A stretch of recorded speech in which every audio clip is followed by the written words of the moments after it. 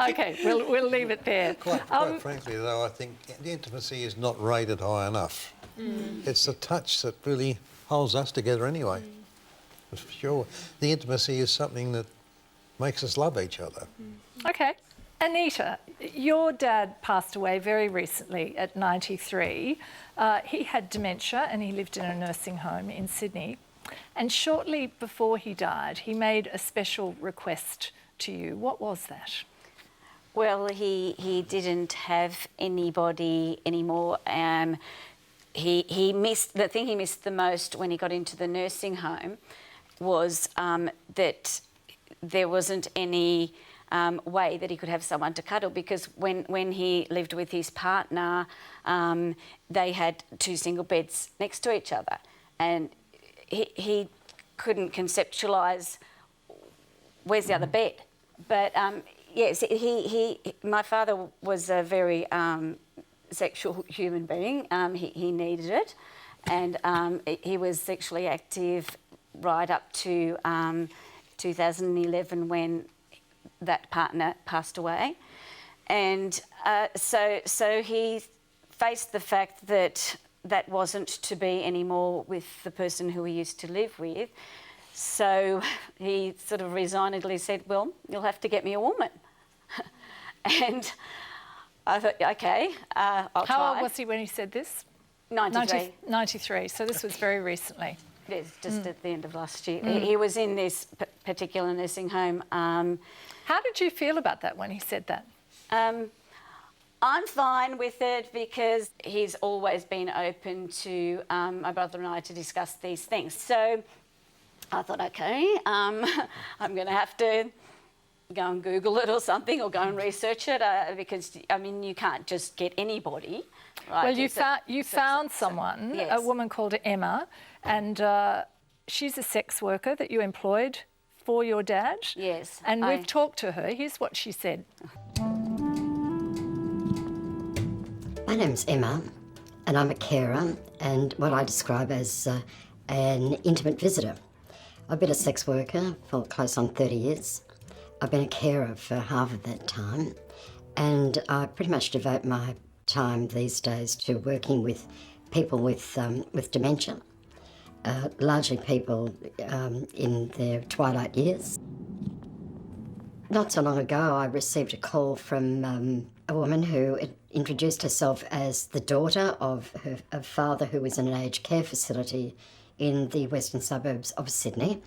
And so it came to pass that I went out to visit with the gentleman, and he's had a very fine, long life, 93-year-old. He'd been a very forthright individual. You know, he'd been the man that, you know, that provided and got on with life and was very creative, and he was a very gifted pianist. And he's been a fabulous, active human being and a very, very sensual human being, very much in need of intimate company of a woman. I was ushered into Andrew's room and I was amazed by what I found there. He had his grand piano, no, his piano, his cocktail cabinet, still full with Tia Maria and Kahlua and his other favourite treats. So we had a little sip of wine and we sat there, and I was trying to let Andrew know who I was a little bit, and I then pop into the bathroom and just slip into something a little more comfortable. And I think then Andrew kind of understood that he was able to touch me. And so we lay together in the bed. I'm not going to go into any of the other intimate details, but suffice to say, I know when a gentleman feels he's enraptured, and he clearly was. I really was only just starting to, you know, touch the surface of Andrew, the man, and very, very sadly, I had a call last Thursday from his daughter to say that he'd passed away 2 days after my last visit. And that, of course, left me feeling very sad. Of course, we all have to die. But I think that that last month of his life, having that opportunity for that intimacy, has created a wondrous kind of peaceful ending for his life. How do you feel listening to that? We've had many discussions. Emma and myself, we've become quite good friends. Would you like to know how I found her? Yes. Yeah, okay.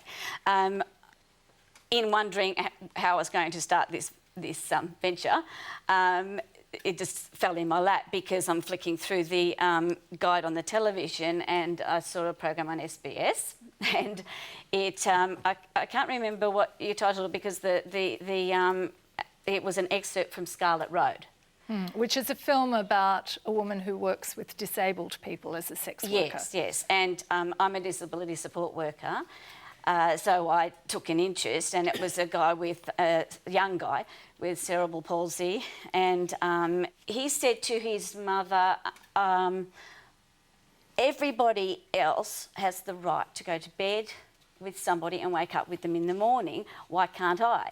And so they said about, organising that for him. So you saw this so, and you thought, well, that's where I'll go. Yeah. Yes.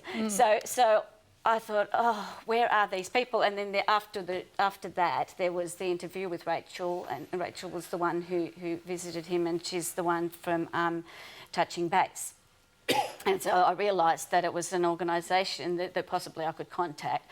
So I Googled it and emailed them, and I got an email response, and it's all extremely professional. They have training. So people understand that this isn't just like a under the Coke sign type thing. It's a real need, and it's a real service. How did the nursing home respond to this? This nursing home is absolutely, well, the care manager is absolutely incredible. She was aware of the fact that this is something that we need to do, and we do, and she assured me, look, whatever. Yes. Were all the staff that supportive? No, they're still being educated, and some of them find it hard to accept.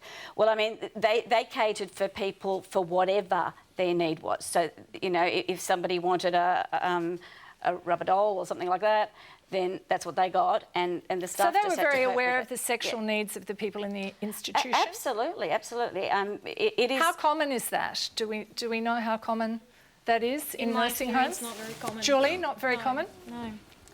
No. No? Sex is a very unwelcome visitor in our nursing care facilities, unfortunately.